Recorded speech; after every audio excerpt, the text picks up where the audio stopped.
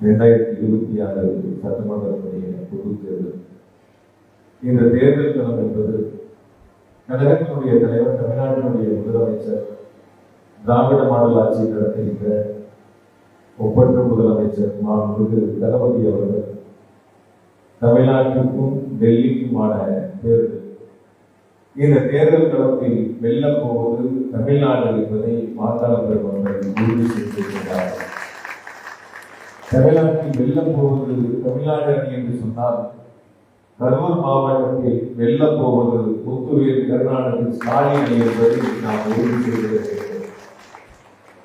முதலமைச்சர் அவர்களை பொறுத்தவரை 2021ஆம் ஆண்டு மே மாதம் 7ஆம் தேதி தமிழ்நாட்டினுடைய முதலமைச்சராக ஆட்சி பொறுப்பேற்று தேர்தலில் கொடுத்த வாக்குறுதிகளை நிறைவேற்றி தந்திருப்பவர் நம்முடைய முதலமைச்சர் மாண்புமிகு தளபதி அவர்கள். இந்த செயல் வீரர்கள், வீராங்கனைகள் ஆலோசனை கூட்டத்தில் கலந்து கொண்டிருக்கின்ற தாய்மார்களுக்கு முதலமைச்சர்கள் வழங்கியிருக்கின்ற பல்வேறு திட்டங்களை பயன்படக்கூடிய ஒரு மகத்தான வாய்ப்பை முதலமைச்சர்கள் உருவாக்கி தந்திருக்கின்றார்கள். குறிப்பாக கலைஞர் மகளிர் உரிமை தொகையை பொறுத்தவரை நம்முடைய கரூர் மாவட்டத்தில் 1,91,000 தாய்மார்கள் மாதம் 1000 ரூபாய் கலைஞர் மகளிர் உரிமை தொகையை முதலமைச்சர்கள் வழங்கக்கூடிய அந்த மகத்தான திட்டத்தின் மூலமாக பயன்பெற்று வருகின்றார்கள். விடியல் பயணம் மூலமாக ஏறத்தாழ 900 ரூபாய் அளவிற்கு மகளிருக்கு சேமிப்பை உருவாக்கக்கூடிய ஒரு சிறப்பு திட்டத்தை முதலமைச்சர் அவர்கள் செயல்படுத்தி வருகின்றார்கள்.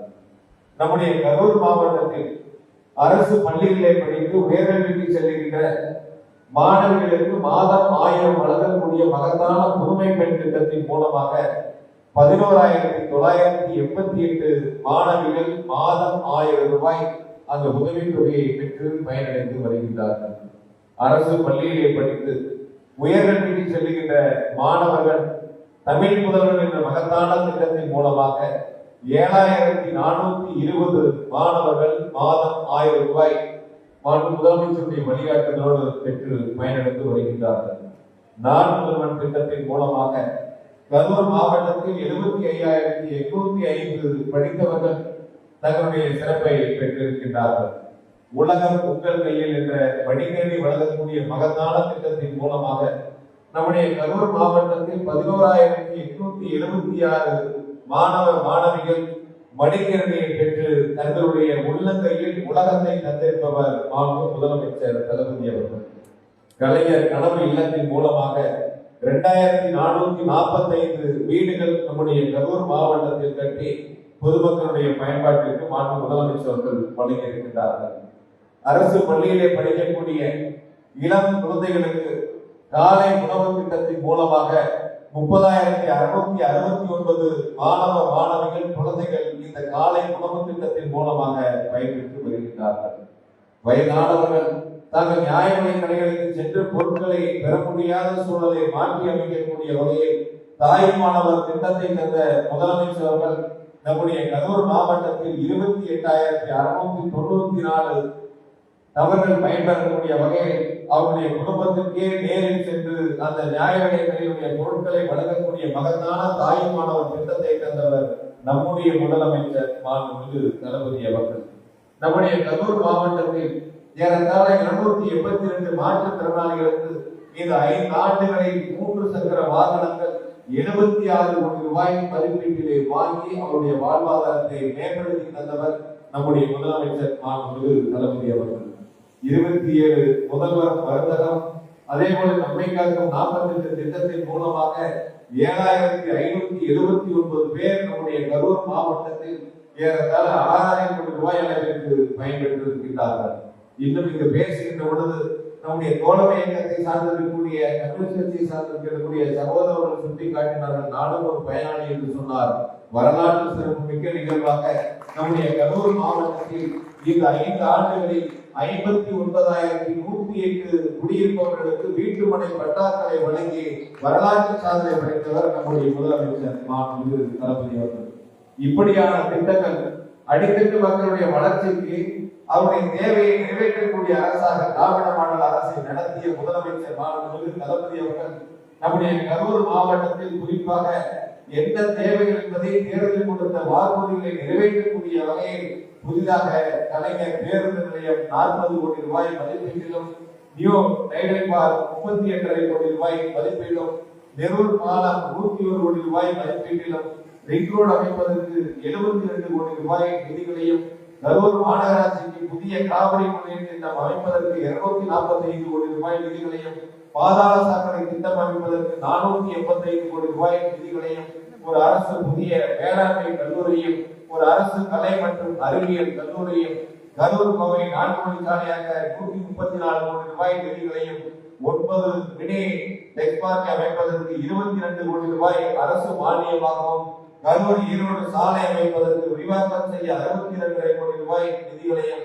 கரூர் மருத்துவக் கல்லூரியில் 20 கோடி ரூபாய் மதிப்பீட்டிலே புதிய கட்டிடத்திற்கும், அதேபோல அரசு கலை கல்லூரியில் 15 கோடி ரூபாய் மதிப்பீட்டிலே கூடுதல் கட்டிடத்திற்கும், மாவட்ட நூலகத்திற்கு 6 கோடியே 90 லட்சம் ரூபாய் மதிப்பிலும், அதேபோல கலைஞர் இந்த திட்டத்தின் மூலமாக முதலமைச்சர் படைப்பகத்திற்கு 3 கோடி ரூபாயும், அதேபோல அறிவியல் பூங்கா அமைப்பதற்கு 6 கோடி ரூபாயும், அறிவுசார் மையம் அமைப்பதற்கு 2 கோடி ரூபாயும், மகளிர் தோழி தங்கு விடுதிக்கு 5 கோடி ரூபாயும், காமராஜ் மார்க்கெட் வணிக வளாகத்திற்கு 6.25 கோடியும், வெங்கமேடு மீன் மார்க்கெட்டிற்கு 1.5 கோடி, இசைப்பள்ளிக்கு 1.25 கோடி என சொல்லிக் கொண்டே செல்லக்கூடிய அளவிற்கு பல்வேறு சிறப்பு திட்டங்களை தந்தவர் நம்முடைய முதலமைச்சர் மாண்புமிகு தளபதி அவர்கள். அவர் வழியில் மாண்பு துணை முதலமைச்சர்கள் நம்முடைய கரூர் மாவட்டத்திற்கு விளையாட்டுத்துறைக்கும் இளைஞர் நலனுக்கும் பல்வேறு சிறப்பு திட்டங்களை தந்திருக்கிறார்கள். ஒரு அரசு மாவட்டத்தினுடைய வளர்ச்சிகளுக்கும் தொழில்துறையினுடைய வளர்ச்சிகளுக்கும் எப்படி செயல்பட வேண்டும் என்பதற்கு உதாரணமாக கரூர் மாவட்டத்தில் 400 ஏக்கர் பரப்பளவில் வேலை வாய்ப்பை உருவாக்கக்கூடிய வகையில் புதிய சிப்காட் அமைப்பதற்கான அரசாணையை தந்தவர் நம்முடைய முதலமைச்சர் மாண்புமிகு தளபதி அவர்கள். நாம் எல்லாம் திட்டத்திலாம் சொல்றோம், மக்களிடத்தில் நேரில் செல்கின்றோம், வாக்காளரை சந்திக்கின்றோம், அரசு செய்த திட்டங்களை மாண்பு முதலமைச்சர் வழங்கிய சாதனை திட்டங்களை சொல்லி வாக்குகளை சேகரிக்கின்றோம். சில பேர் இருக்காங்க, வண்டி ஏறினா மைக்கு குடிச்சா உரிமையில பேசுறது, திறந்தான்னு பேசுறது, என்ன செஞ்சேன்னு சொல்லிட்டு ஓட்டு கேட்கலாம், இல்ல என்ன செய்ய போறேன்னு சொல்லி ஓட்டு கேட்கலாம். இது 2 தான் தேர்தல் களத்தில் மக்களை சந்தித்து நாம் சொல்லுகின்ற படியாக இருக்கும். ஏறத்தாழ 50 வயசுல 30 வருஷம் பொது வாழ்வில் இருந்தாச்சு. இதுவரைக்கும் நான் அரசியல் களத்தில் யாரையும் தரக்குறைவாக பேசியதில்லை. சில பேரோட பேரை கூட நான் உச்சரிச்சதில்லை. ஆனா அரசுடைய திட்டங்களை, முதலமைச்சருடைய சாதனை திட்டங்களை நம்ம நெஞ்சு நிமிர்த்தி சொல்லி ஓட்டு கேட்கலாம் மக்களிடத்துல. உங்களுக்கு உரிமை தொகை வருது, நீங்க விடியல் பயணத்துல பயனடைறீங்க, உங்க பொண்ணு புதுமை பெண்ல பயனடையுது, உங்க பையன் தமிழ் புதல்வன்ல பயனடைறாங்க, உங்க குழந்தைகள் காலை உணவு திட்டத்துல பயனடைறாங்க. இப்படி நாம் நிறைய சொல்லலாம். இன்னும் நிமிர்ந்து சொல்லணும்னா 5 வருஷத்துல கரூருக்கு 5000 கோடிக்கு திட்டங்களை முதலமைச்சர்கள் செய்திருக்கிறார்கள் என்ற சரித்திர சாதனையை சொல்லி நாம் வாக்குகளை கேட்கலாம். ஆனால் எதிர்ப்பு முகாமில் செஞ்சதையும் சொல்ல முடியல, செய்ய போறதையும் சொல்ல முடியல. செய்ய போறேன்னு சொல்றது எல்லாமே நம்முடைய முதலமைச்சர் சொன்ன மாதிரி நம்முடைய திட்டங்களை, முதலமைச்சருடைய திட்டங்களை ஞாபகம் பண்ற மாதிரி. முதலமைச்சர் 1000 ரூபாய் மகளிருக்கு கொடுக்கிறாங்க. மீண்டும் அரசு பொறுப்பேற்ற பிறகு அது 2000 உயர்த்தி வழங்கப்படும் என்ற அறிவிப்பை தந்திருக்கிறார்கள். அதையே அவங்களும் திருப்பி சொல்றாங்க. ஏன்னா நிச்சயமா அவங்களுக்கு தெரியும் அவங்க வரமாட்டாங்க அப்படின்னு சொல்லி, உறுதியா அவங்களுக்கு தெரியும் வரமாட்டாங்க. அதிமுக ஒருபோதும் மீண்டும் தேர்தல் களத்தில் வெற்றி பெற முடியாது. அது மக்களுக்கு நன்றாக தெரியும், அந்த இயக்கத்திற்கும் தெரியும். ஆகையால் மக்களை சந்திக்கின்ற பொழுதும் அல்லது பத்திரிகையாளரை சந்திக்கின்ற பொழுதும் ஒருமையில் பேசுவது, தரைக்குறைவாக பேசுவது, இன்னும் மோசமான வார்த்தைகளை பயன்படுத்துவது, இது போன்ற சூழல். சில பேர் அவருடைய இயக்கத்தினுடைய தலைவருடைய பிறந்த நாளுக்கு பரிசு பொருட்களை கொடுப்பார்கள். மக்களுடைய பயன்பெறக்கூடிய பொருட்களாக அது அமையும். நம் திராவிட முன்னேற்ற கழகத்தினுடைய தலைவர், தமிழ்நாட்டினுடைய முதலமைச்சர் மாண்புமிகு தளபதியுடைய பிறந்த நாளுக்கு நாமும் ஒவ்வொரு இல்லங்கள் வாரியாக நம்முடைய கழகத்தின் சார்பில் மக்கள் பயனடையக்கூடிய பொருட்களை கொண்டு சேர்க்கிறோம். சில பேர் எதிர் முகாமையும் கொடுத்தாங்க. நான் கூட நினைச்சேன் தாமரம் தேருக்கு போயிட்டு அந்த 5 ரூபாய் போட்டு 2 அட்டை வாங்கி கொண்டு வந்து உள்ள போட்டு கொடுத்தாங்க. எனக்கு எல்ஜிபி பெட்ரோல் பங்க்லாம் விலைக்கு வாங்கணும்னு அவசியம் இல்லை, தேவையும் இல்லை. அப்படி ஆசைப்பட்டதும் இருக்காங்க. ரோட்ல போகும்போது பார்த்துருக்கீங்க, ஒரு 5-6 கட்டி விளம்பரமா வச்சிருப்பாங்க. அவன் சாயப்பட்டியில சாய முடிஞ்சு மாட்டு வண்டி ஓட்டி மண்வெட்டி எடுத்து வெட்டி உடச்சு சம்பாதித்த சொத்து, அடிச்சு சொத்து, கொள்ளை அடிச்சு மக்களுக்கு கொடுக்காம கொண்டு போய் சேர்த்து வச்ச சொத்து தான் அந்த எல்ஜிபி பெற்றோர்கள். அதுதான் அந்த எல்ஜிபி பெற்றோர்கள். எனக்கு எந்த காலத்திலையும் எந்த நேரத்திலும் நான் ஆசைப்பட்டதில்லை அது மாதிரி சொத்துக்கெல்லாம் வாங்கணும். என் சொத்துக்கள் எல்லாம் கரூர் மாவட்ட மக்கள் தான் என்னுடைய வாக்காளர்கள். நான் இன்னும் ஒரு மணி வேலை கூட சொல்லியிருக்கேன். உங்களுக்கு குடும்பம் முக்கியமா, தொகுதி மக்கள் முக்கியமான, எனக்கு தொகுதி மக்கள் தான் முக்கியம். இரண்டாவதான் அதை தொடர்ந்து ஆதரவு அளித்து மக்கள் பணியாற்றக்கூடிய வாய்ப்பை தந்திருக்கின்ற நம்முடைய தொகுதி மக்களுக்கு, மாவட்ட மக்களுக்கு வாழ்நாள் முழுக்க நாம் நன்றி உள்ளவர்களாக அவருடைய தேவைகளை பூர்த்தி செய்ய வேண்டும். அவருடைய எண்ணங்களை முதலமைச்சரிடத்தில் எடுத்து சென்று அதை திட்டங்களாக மாற்றி கொண்டு வந்து நாம் செயல்படுத்த வேண்டும். 2026 இரண்டாவது முறையாக தமிழ்நாட்டினுடைய முதலமைச்சராக மாண்புமிகு தளபதி அவர்கள் ஆட்சி பொறுப்பேற்ற முதல் இன்னும் நாம் செய்ய வேண்டிய திட்டங்கள் ஏராளமாக இருக்கின்றன. அதையெல்லாம் முழுவதுமாக கொண்டு வந்து சேர்த்து மற்ற மாவட்டங்களை விட கரூர் மாவட்டம் வளர்ச்சி பெற்ற மாவட்டம், படித்தவர்களுக்கு வேலை வாய்ப்பை உருவாக்கிய மாவட்டம் என்ற பெருமையை நாம் அனைவரும் இணைந்து உருவாக்கிட வேண்டும். அந்த வகையில் இந்த கூட்டத்திற்கு வந்திருக்கக்கூடிய கழகத்தினுடைய நிர்வாகிகள், தோழமை இயக்கத்தினுடைய நிர்வாகிகள், பிஏஏ, பிஎஃப்சி, பிடிஏ, பூத்து மகளிரை சார்ந்திருக்கக்கூடிய வெள்ளும் தமிழ் பெண்கள், பூத்தினுடைய இளைஞரணி தம்பிமார்கள் என அனைவரும் தங்களுடைய பூத்துக்கு உட்பட்ட, குறிப்பாக நம்முடைய மத்திய மேற்கு பகுதியினுடைய 29 வாக்குச்சாவடிகளும் தங்களுக்கு உட்பட்ட பூத்துக்களை ஒவ்வொரு வீடுகள் வாரியாக ஒவ்வொரு வாக்காளரையும் நேரிலே சென்று சந்தித்து நம்முடைய இயக்கத்திற்கு, நம்முடைய தோழமை இயக்கத்திற்கு ஆதரவாக வாக்களிக்க வேண்டும் என்ற வேண்டுகோளை முன்வைத்து நம்முடைய கரூர் மாவட்டத்தில் 4 தொகுதிகளிலும் மீண்டும் உதயசூரியன் வெற்றி பெற்றது என்ற சரித்திர சாதனையை உருவாக்க வேண்டும். அந்த வகையில் 4 தொகுதிகளிலும் கரூர் தொகுதி அதிகமான வாக்குகளின் வித்தியாசத்தில் உதயசூரியனை வெற்றி பெற செய்தோம் என்ற பெருமையை உருவாக்க வேண்டும். 6 பதவி கழகங்களுக்கு இங்கே மாநகர செயலாளரும் பதவி செயலாளர் இருக்காங்க. மாநகர செயலாளருக்கும் பதவி செயலாளருக்கும் ஒரு போட்டி. 6 பகுதிகளில் எந்த பகுதி அதிகமான வாக்குகளை பெறும் என்ற போட்டி. அமைதியா இருக்காங்க.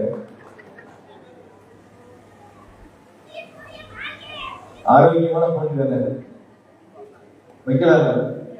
இல்ல நான் சொல்றேன் எங்களால முடியாது, தாரணியார் அதிக ஓட்டு வாங்கிடுவாங்க, இல்ல அவரு சொல்றாரு நான் வாங்கிடுவேன். சரி, இப்ப மாநகர செயலாளர் சொல்லுங்க, யார் அதிகமான ஓட்டுகளை வாங்க முடியும்?